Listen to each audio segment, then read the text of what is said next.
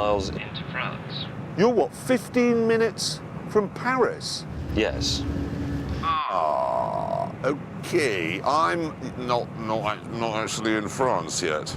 Well, you're still on the boat. This is a setback. I admit, but enjoy your cockiness. Well, is that it?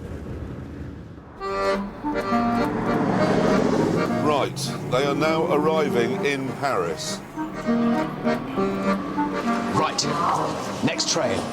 There you go, Paris, 275 kilometres, so they are 275 kilometres in front of me. You ever get the impression you're completely wasting your day? On the plus side, Hammond and May now had to get across Paris to catch their train to Milan, which wouldn't be leaving for another 80 minutes.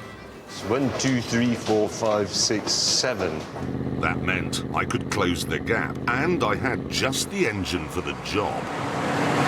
It's a big 5.8-litre supercharged V8, but unlike most traditional American V8s, this one isn't made from melted down box girder bridges. It's actually quite sophisticated.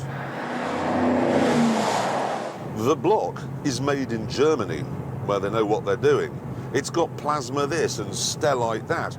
The prop shaft is even made from carbon fibre.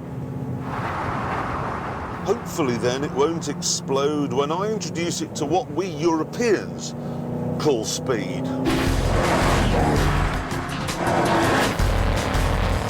0 to 60 in this car takes just 3.7 seconds.